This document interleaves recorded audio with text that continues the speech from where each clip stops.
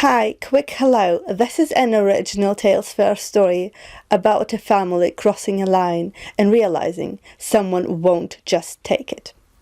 Let's begin. Your daughter is not invited to my birthday, my mom said during family dinner. My 12-year-old just sat there, frozen, while everyone acted like it was normal. So I didn't go either. Instead, I sent her this gift. She opened it and went pale. Dad whispered, "What did you do?" The thing about family dinners is that they are never just dinners. They are auditions. They are negotiations. They are a group project where one person does all the work, 3 people take credit, and someone inevitably spills something that stains forever. We were at my parents' place, 3 days before Mom's big birthday. The big one. The one that comes with dramatic phrases like milestone and celebration of life, and I cannot believe you are doing this to me on my birthday, even though it is not her birthday yet. The dining table looked like it had been staged by a magazine called People Who Have Never Met Children.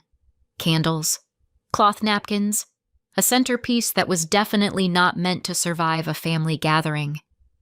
Mom sat at the head like a queen who had been told her kingdom was cozy. Dad hovered with the energy of a man trying to keep the peace by blending into the wallpaper. Across from us sat my sister, Katie, like she belonged there more than the furniture did. Her husband, Nick, was beside her, smiling politely the way you smile when you are trapped in a conversation about wallpaper. Their kids were sprawled around the table in a way that suggested they had never heard the word posture, and honestly, good for them. Elliot, the oldest, was 13 and already had that teenage ability to look both bored and insulted at the same time. Ruby, 9, had bright eyes and a habit of listening to everything. Nico, 5, was doing the kind of quiet chaos that adults always underestimate until the moment they realize something is missing, and it is important. My husband Ben sat beside me, calm as always. Ben is the kind of man who thinks there is a peaceful way through most situations. He believes in deep breaths and gentle communication. I believe in evidence. Mom was talking about the party. Of course she was. "The venue is perfect," she said, leaning back like the venue had been chosen by a committee of experts, and not by her looking at pictures online until she found one that matched her imagination. "The cake is going to be elegant. None of that childish nonsense." Katie laughed. "Mom, it's your birthday. You can have whatever you want." I chewed my food and tried to stay neutral. Neutral is a skill I learned early. It is like sitting on a chair with one missing leg, but pretending you are comfortable. Sienna, my daughter, sat across from me. 12 years old, soft-hearted, observant. The kind of kid who notices when adults are pretending.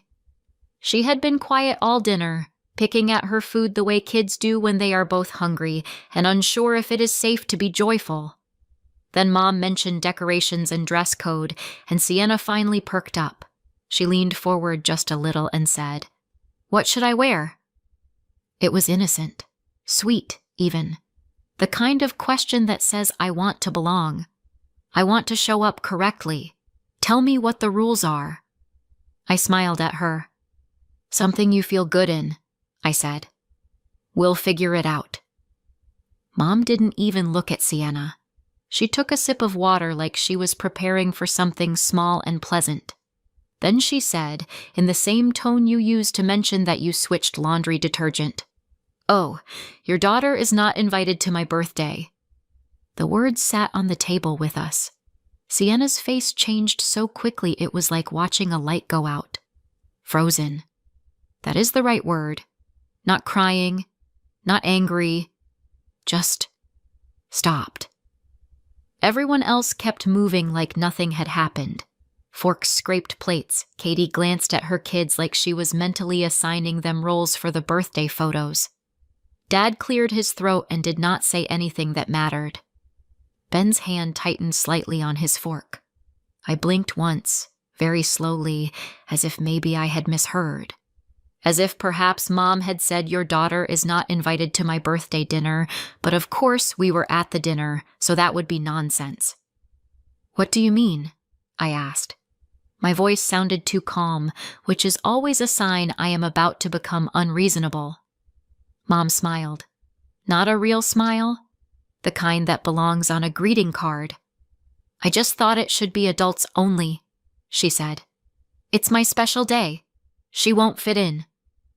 Sienna stared at her plate. She did not move. She did not speak.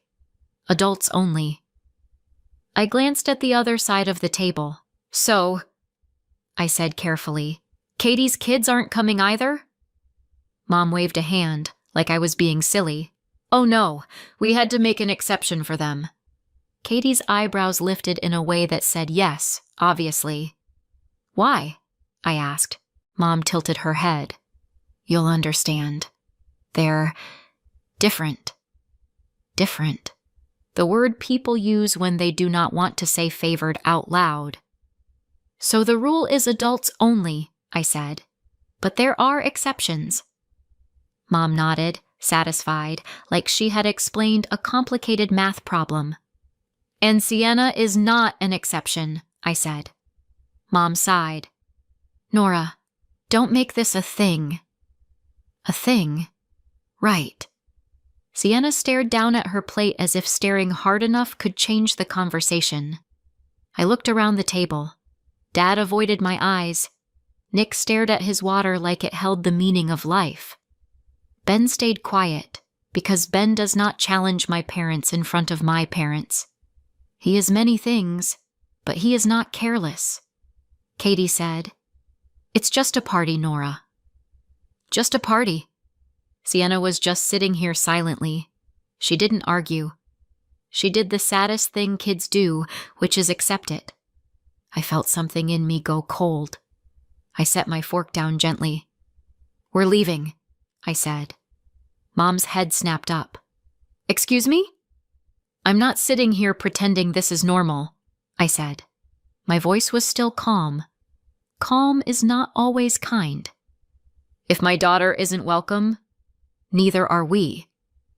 Mom rolled her eyes like a teenager. You are being dramatic. Dad finally spoke, quiet and useless. Nora. Ben stood with me, silent, loyal. That mattered. Sienna pushed her chair back, moving like she had been given permission to breathe. I didn't wait for anyone's approval. I didn't argue. I didn't deliver a speech. I just gathered my daughter and walked out. Behind us, Mom muttered something that landed like a familiar slap. Drama queen, as always. In the car, the silence had weight. Ben started the engine. His hands stayed steady on the wheel. He didn't look at me like I was wrong. He didn't look at me like I was right. He looked at the road like the road was the only safe thing. Sienna stared out the window. Halfway home, Ben finally spoke, softly, the way you speak when you are trying to keep a bridge from collapsing. Maybe. She really is doing adults only, he said. Maybe it's just a rule. I laughed once, short and humorless. It's not a rule if it only applies to us, I said. There were exceptions for them. Not for our kid. Ben exhaled. He understood. He always does, eventually. Sienna's voice came from the back seat, small and careful. Does Grandma love my cousins more than me? There are questions you can answer. There are questions you want to answer. And then there are questions that make you grip the steering wheel of your life and realize you are responsible for what happens next. I turned slightly in my seat, just enough to see her face. Sienna was doing that brave kid thing again, trying to hold it together because she didn't want to make it worse. My chest hurt. I wanted to tell her Grandma loves everyone equally. I wanted to tell her it was a misunderstanding. I wanted to tell her none of it mattered. But I could not lie to my child's face, not about something she already knew in her bones. So I said the only honest thing I could say without breaking her. I love you. I told her. And I am not going to let anyone make you feel like you don't belong. Sienna nodded, as if she had been waiting for that exact sentence. When we got home, I tucked her into bed earlier than usual, not because she was tired, but because the day had taken something from her. Then I sat in my kitchen, staring at nothing, while the anger gathered itself into something sharper. Mom's birthday was in 3 days. I wasn't going, but I wasn't ignoring it either. Instead, I sent her a gift, and when she opened it, she went pale. Dad whispered, "What did you do?" People like to say, "That's just how she is," about mothers like mine. It is usually said with a shrug, like a personality flaw is an unchangeable law of nature, like favoritism is weather. But I grew up in that house. I know the difference between a storm and someone deliberately choosing who gets wet. Katie is 2 years younger than me. 2 years. That is the gap between I can pour my own cereal and I will still pour the cereal and complain about it. But in our family, those 2 years were treated like a full generation whenever it was convenient. When I was 9, Katie was 7, which meant she was just a baby. When I was 13, Katie was 11, which meant she was too sensitive. When I was 16, Katie was 14, which meant don't be hard on her. And when I became an adult, it meant you can handle it. There was always a rule in my childhood. Rules were Mom's favorite tool. They looked fair from the outside. They sounded reasonable. They gave her the comfort of being right. The only problem was that rules were mostly for me. One of the clearest examples happened at Katie's 8th birthday party. Mom had taped a hand-lettered sign by the living room doorway. Nothing fancy, just authoritative enough to end arguments. "Party games for kids up to 10, it said. I had turned 10 barely 2 months earlier. 2 months. I was still a kid. I still wanted to play. Before the first game started, Mom pulled me aside, voice gentle like this was for my own good. "You're too old to participate," she said. "You won't fit in." I blinked. "Mom, I just turned 10. Mom smiled. "Rules are rules." Then she handed me a stack of paper plates. "You can help." Not later. Not for 5 minutes. Help. So I worked the party, balloons, drinks, wiping spills, while the kids played. And then I saw Mark and Tessa in the game circle. Mark was 11. Tessa was 10 and a half, already taller than most of the boys. They were Mom's friend Linda's kids, invited, included, laughing like the sign didn't apply to them. I stared at the sign, then at them, trying to figure out what I'd missed. I leaned in and whispered, "Aren't they older than the age limit?" Mom didn't even hesitate. "Oh, they're a special case." Special case. Of course. I watched them play, watched them be included, and I realized something small and sharp. Rules were rules, until she decided they weren't. That pattern didn't stop with birthday parties. It moved with us. When I had a school award, Mom would sigh and say, "We can't all go. It's too much. Don't make a big deal." But when Katie had a similar event, suddenly schedules opened up like magic. Suddenly there were photos and special dinners and relatives invited. I learned how to celebrate quietly. I learned how to keep my excitement inside my own skin. I learned how to look grateful for scraps. By the time I became a mother, I told myself I was over it. Then Katie had kids, and I realized the whole system had simply found new players. Katie and Nick had 3 children, Elliot, Ruby, and Nico. Ben and I had one, Sienna. Sienna is bright and funny and kind in a way that makes you want to be better around her. She is also the kind of child who feels things deeply, even when she doesn't show it. At family gatherings, the cousins were treated like a set. The default grandchildren. The ones who belonged. Elliot, Ruby, and Nico got movie nights and outings and sleepovers. Sometimes Sienna was included. Sometimes.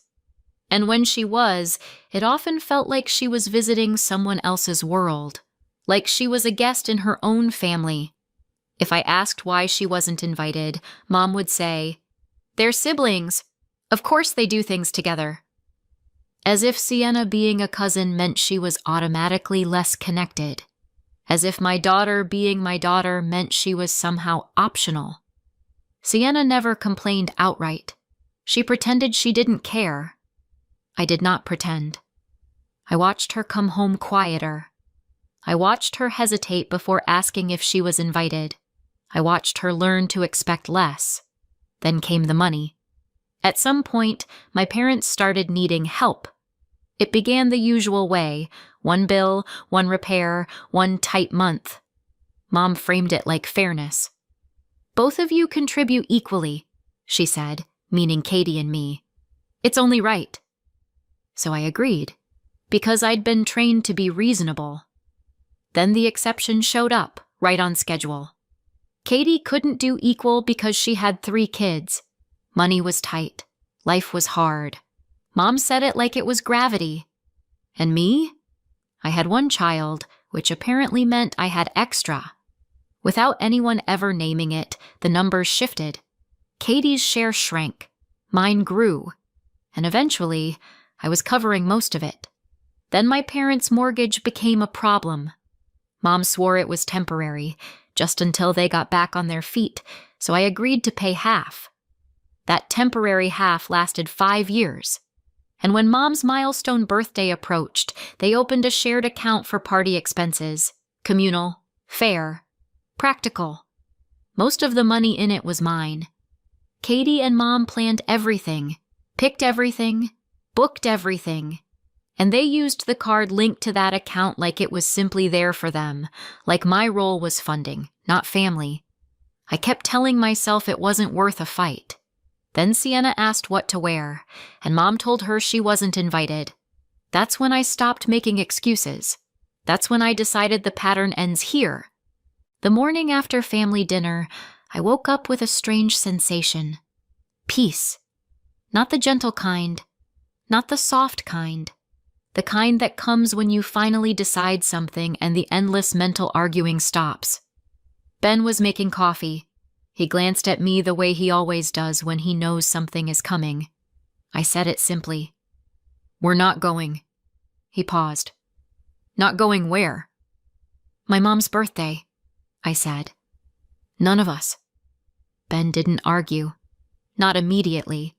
He set the mug down slowly, like it might crack the counter if he moved too fast. "Are you sure?" he asked. "It's your mom's big birthday." I nodded. "If Sienna isn't welcome, neither are we." Sienna came in rubbing her eyes, hair a mess, still wearing yesterday's sadness in the way she moved. I told her, "We're not going." Her shoulders dropped like she'd been holding her breath for 24 hours. "Oh," she said quietly, then smaller. "Okay." Relief looks different on kids. It doesn't always look like happiness. Sometimes it looks like your body finally unclenching. I watched her and felt my resolve harden. Then I opened my banking app. I did not cry. I did not rant. I did not draft imaginary speeches. I acted. First, the standing order labeled mortgage help. 950 euros a month. Cancelled. Second, family support. 300 euros a month. Cancelled. Third, utilities top-up. 120 euros a month. Cancelled. Click, click, click. It was almost ridiculous how easy it was. 5 years of pressure and obligation undone in 30 seconds and a biometric scan. I stared at the screen for a moment and thought, this is why they liked the arrangement. It required nothing from them except my compliance. Then I dealt with the party account. There was a virtual card connected to it, a convenient little tool, shared in the sense that everyone benefited from it, and I carried the responsibility. Some charges had already gone through. Deposits, initial payments, but the big ones were still coming. The kind that land right before an event when vendors finalize totals and venues take their cut. Mom had assumed that card would keep working. She had assumed, as always, that my role was to fund and endure. I froze the card. Blocked. Disabled. However the app wanted to phrase it, the result was the same. Any attempt to charge it would fail. Then I opened the shared account balance. 4,800 euros. My contributions? 4,200. I transferred my money back to myself. Not dramatically. Not with a note. Not with a warning. Just quietly. Like taking back something that was mine. If my daughter wasn't welcome, my money wasn't welcome either. Now came the gift. I bought a simple box, wrapped it neatly. Nothing flashy, nothing that screamed, "I am about to ruin your party." Inside, I placed a letter. The letter was the real gift, the kind you remember. I wrote it carefully, not in anger, not with insults, just with the truth, stated plainly, like a boundary you can't pretend you didn't hear. This is what I wrote. Mom, I've spent years making excuses for you. I told myself it wasn't favoritism. I told myself I was imagining it. I told myself it was easier to stay quiet. But you crossed a line you can't uncross when you excluded my daughter from your birthday while inviting your other grandchildren. You said it sweetly, like it was nothing, like she wouldn't understand. She understood. I watched her go still at that dinner table. I watched her try not to cry. I am a mother first. My job is to protect my child, and I will not keep bringing her into rooms where she is treated like she matters less. From today, we will not be attending your birthday. We will not be coming to family events, and we will not be continuing contact. Do not call me. Do not text me. Do not ask other people to pass messages. And because there will be no relationship, there will be no financial support. I am withdrawing all support effective immediately. I hope you have the life you built. Goodbye. I folded the letter once, then again, and slid it into the box like it belonged there. Now I needed it delivered. I chose the simplest method, the one that couldn't be accidentally forgotten. I mailed it, timed so it would arrive on the day of the party, so it would be opened when gifts were opened, so it would land in the exact moment Mom expected applause. Then I waited. On the day of the party, our house was strangely quiet. Ben took Sienna out for ice cream, not as a reward, not as a distraction, just as a small statement. We are allowed to have a nice day. I stayed home. My phone sat on the counter like a sleeping animal. I did not have to wait long. The first call came mid-afternoon. Mom's name lit up my screen. I let it ring twice before I answered, because I am still me. "Hello," I said. Her voice exploded out of the speaker. "How dare you!" she shouted. "How dare you do this to me on my birthday?" I did not respond. Silence is a powerful thing when someone is expecting you to scramble. Then she said, louder, as if volume could turn reality into her preferred story. "I opened your present," she hissed, "in front of everyone." Of course she did. She had probably smiled, held it up, made a little speech about how her daughter couldn't come but still loved her. She had probably expected something sentimental, something that made her look cherished. Instead, she got my letter. In the background, I heard voices, guests, movement, a clink of glass. Then, quieter, close to the phone, Dad's voice. "What did you do?" It was not directed at me. It was directed at her, like he was staring at the blast radius and trying to identify the source. Mom continued, outraged. "You embarrassed me. You humiliated me in front of my guests." I didn't read it out loud, I said calmly. She made a sound that could have been a gasp or a growl. Then something shifted. Her fury tangled with panic. "And what is this nonsense about money?" she snapped. "Vendors are calling. The card isn't working. The account is empty. What have you done? I leaned against the counter.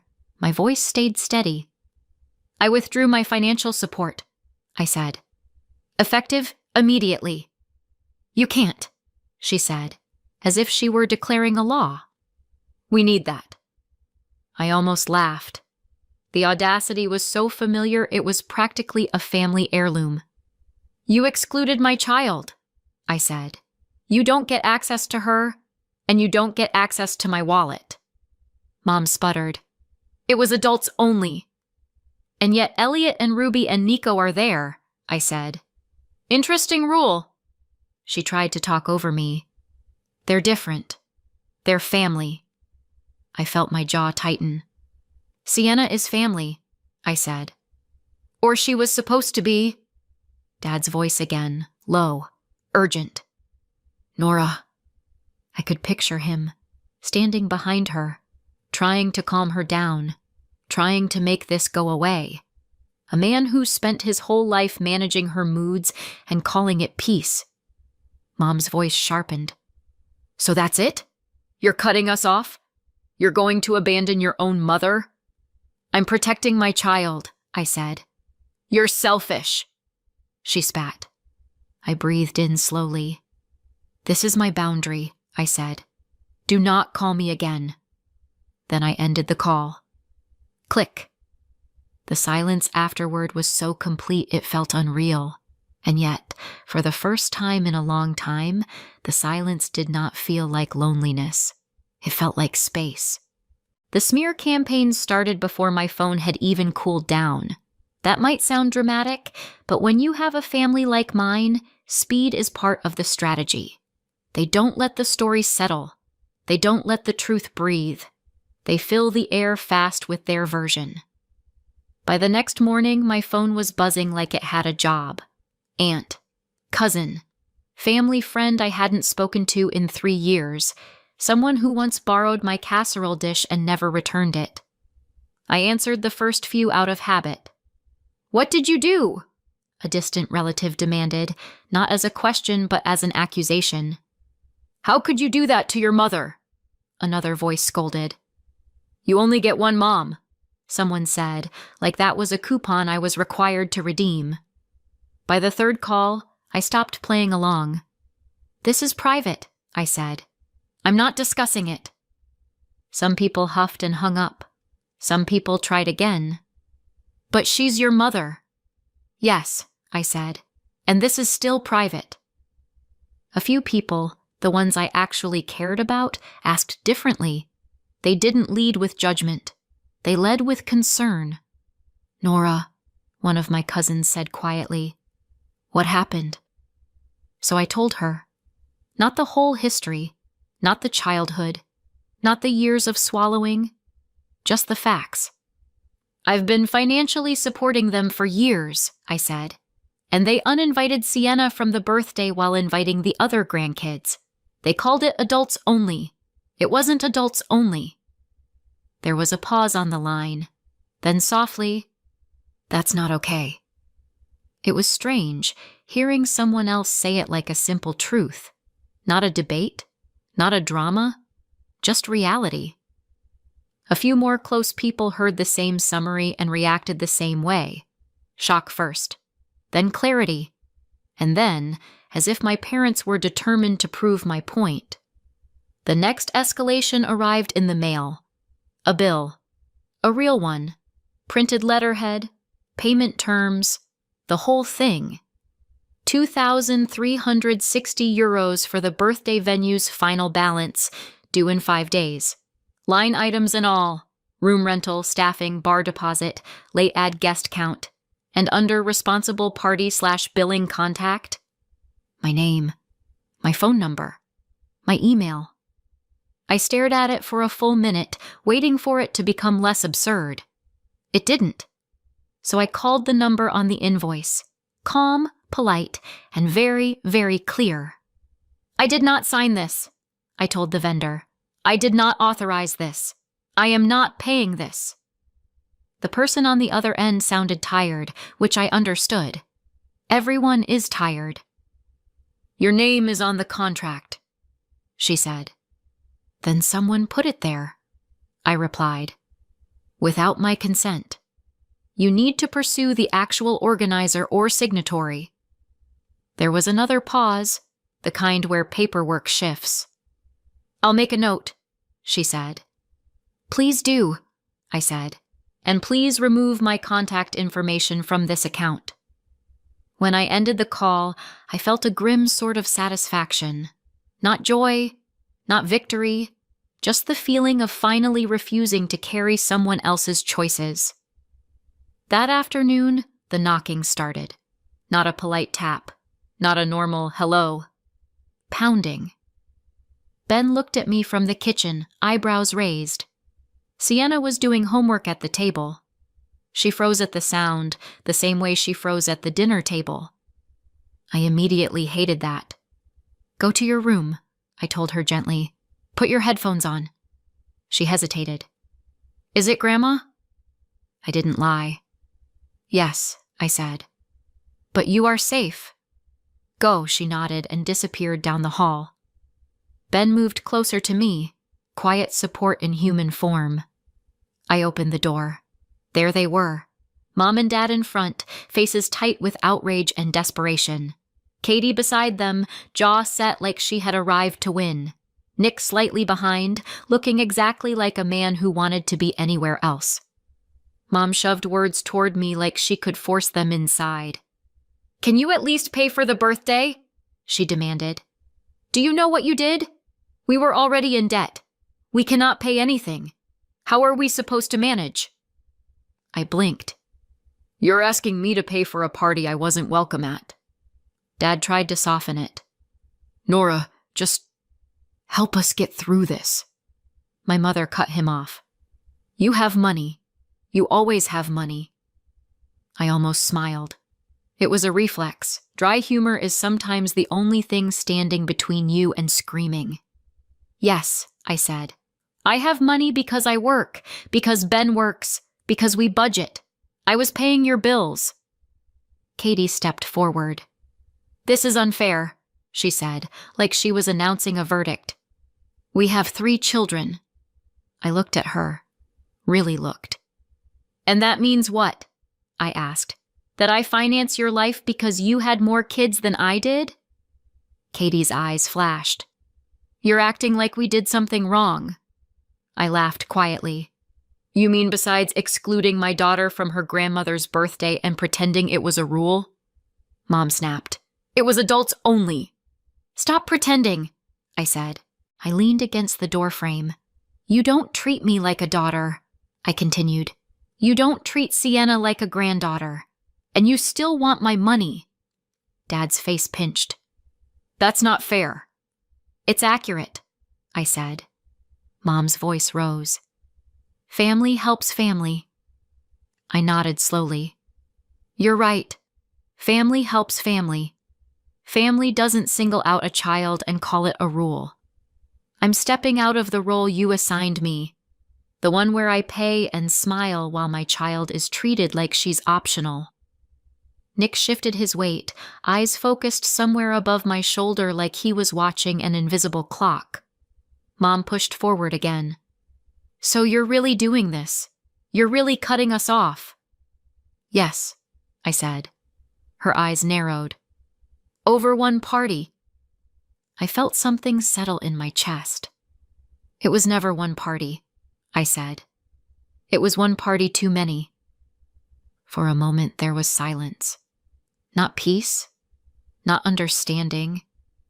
Just the pause you get when someone realizes their usual leverage is gone. Dad's shoulders sagged slightly, as if he could finally see the situation clearly and hated it. Katie looked furious, but there was something else there too. Fear, maybe. The fear of being next in line to carry the load. Mom stared at me like I was a stranger. Then she did what she always did when she wasn't winning. She turned away. This is unbelievable, she spat. After everything we've done for you. Ben's hand brushed my back, a quiet reminder. You're not alone. I watched them step off the porch one by one. Mom first, dramatic as ever. Dad following like an apology he never quite delivered. Katie stiff and offended. Nick trailing like he had been drafted into a war he did not start. When they reached the driveway, Mom looked back. "You're going to regret this," she said. I didn't respond. I closed the door. My hands trembled for about 10 seconds. Then they stopped. Ben exhaled. "You okay?" I nodded, even though my throat was tight. Sienna's bedroom door opened a crack. Her eyes peeked out, cautious. "It's gone?" she asked. "Yes," I said. They left. She came down the hall slowly, like she was stepping back into a world she wasn't sure was stable. Ben knelt beside her. "You're okay," he said softly. Sienna looked at me. "Are we in trouble?" That question broke something in me. Not the strong part. The old part. The part that remembered being a kid and thinking adults' anger was a law you couldn't escape. I crouched in front of her. "No," I said. "You're not in trouble. None of this is your fault. And I'm not going to let anyone treat you like you don't matter." Sienna swallowed. Then she nodded. And for the first time since that dinner, she looked lighter. 6 months later, our house felt different. Not quieter. Lighter. Sienna started singing again, just under her breath while she did homework. Ben would catch my eye over his coffee like, "See?" And I stopped flinching every time my phone buzzed. We had money again. Real money. When you stop paying someone else's mortgage, you can replace a broken dishwasher without a family summit. The guilt attempts still came. Cousins checking in, family friends not taking sides while absolutely taking sides. I kept my replies short. Sometimes I didn't reply at all. Through the grapevine, I heard the part that mattered. They adjusted. My parents downsized. Mom picked up part-time work. Katie got a proper job. They survived. They always could. They just preferred not to, when I was available. A full year passed with no contact. Then one afternoon my phone rang. "Katie." Sienna was out with a friend. "Good." I answered anyway. "Hey," Katie said. Her voice didn't sound brave. It sounded tired. "Mom's been... a lot." I let the silence do its job. "She's been asking me for help," Katie admitted. "Money, time, everything." Then quieter. "And I didn't realize how much you were doing. Not really." I leaned back in my chair. "And the birthday?" I asked. Katie hesitated. "Yeah," she said. "I get it now. What she said about Sienna, it wasn't right. It didn't erase anything. It didn't fix the past. But it was the closest thing to accountability our family had ever managed. I'm not calling to pull you back in," she added quickly. "I just wanted you to know." "Okay," I said. And for once, that was enough. When I hung up, Ben looked over. "How do you feel?" I didn't have to think.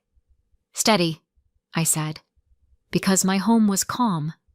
My daughter was safe. And my life no longer depended on earning love from people who treated her like an exception. That was the payoff. That was the point. Do you think grandparents are worth it if they treat one child like an exception? Would you stay no contact or allow contact only with strict rules?